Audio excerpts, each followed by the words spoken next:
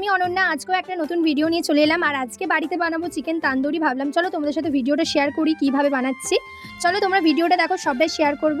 আর আজকে বাইরে হচ্ছিল প্রচণ্ড পরিমাণে বৃষ্টি, আর আমি কিন্তু অলরেডি বৃষ্টিতে ভিজে গেছিলাম একটুখানি, কারণ দিদির বাড়ি গেছিলাম। আর দিদির বাড়ি আসার সময় মাংস নিয়ে এসেছিলাম, আর এই মাংসটা দিয়ে কী করবো ভাবলাম, সেই জন্য ভাবলাম চলো চিকেন তান্দুরি করি, আর সেটাই তোমাদের সাথে শেয়ার করবো। আর এই দুদিন ধরে বাইরে ভালোই বৃষ্টি হচ্ছিল, কিন্তু সকাল থেকে বিকাল পর্যন্ত কোনো বৃষ্টি হয়নি। যখনই দিদির বাড়ি থেকে আসছি সেই লেভেলে গাইস বৃষ্টি আরম্ভ হয়ে গেছে। সামনেই ছিল একটা মাংসের দোকান, ওখান থেকে 200-র মতন মাংস নিয়ে নিয়েছিলাম, কারণ যেহেতু আমি আর আমার মা খাবো। আর যেহেতু বাইরে ভালোই বৃষ্টি হচ্ছিল, সেই জন্য ভাবলাম চলো তাহলে আজ চিকেন কাবাব বানানো যায়। আর আমি জানো তো এই প্রথমবার বানাবো চিকেন কাবাব, তাও জানি না কেমন বানাতে পারবো নাকি আদৌ ভালো খারাপ। মনে সাহস নিয়ে তবু বানাতে স্টার্ট করে দিলাম। ভালোভাবে চিকেনটাকে ধুয়ে নিয়েছিলাম। আর আমার ভিডিও তোমাদের কেমন লাগে অবশ্যই কমেন্টে জানিয়ে যেও। আর তোমরা আমাকে কমেন্ট করতেই পারো, ভিডিও শেষে সবার কমেন্টে রিপ্লাই দেবো। তোমাদের আগের ভিডিওতেও বলেছি, এই ভিডিওটাতেও বলেছি। আর আমি এখানে চিকেন কাবাব করার জন্য নিয়ে নিয়েছিলাম সলিড পিস।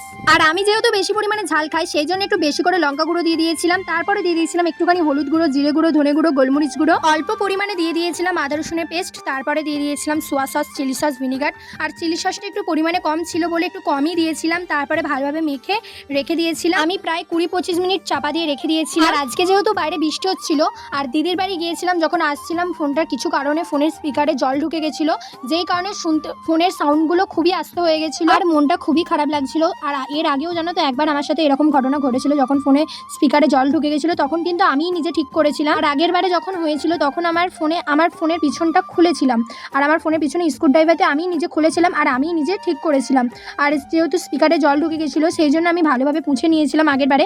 আর এবারেও কিন্তু আমি ভালোভাবে পুঁছে নিয়েছি, কিন্তু আমার জিনিসটা পুরোপুরি ঠিক হয়ে গেছিলো। আর হ্যাঁ, তোমাদের সাথেও কি এরকম ঘটনা ঘটেছে? ঘটে থাকলে কমেন্টে জানাও। আর কে কোথা থেকে ভিডিওটা দেখছো অবশ্যই কমেন্টে জানাও। তারপরে ভালোভাবে মাংসগুলোকে পুড়িয়ে নিয়েছিলাম। তারপরে কিন্তু গাইস সেই লেভেলে খেতে হয়েছিল। আর আমার মা খেয়ে কিন্তু প্রচণ্ড পরিমাণে আমার প্রশংসা করেছে। আর আমি কিন্তু এই প্রথমবার বানালাম চিকেন কাবাব, আর খেতে কিন্তু খুবই সুন্দর ছিল। আর নিয়ে নিয়েছিলাম একটুখানি গন্ধরাজ লেবু আর পেঁয়াজ। তারপর একটু গন্ধরাজ লেবুটা চিকেন কাবাবের উপরে দিয়ে টমেটো সস দিয়ে খেয়েছিলাম, আর খেতে কিন্তু খুব সুন্দর ছিল। ভিডিওটা এইটুকুই ছিল, টাটা।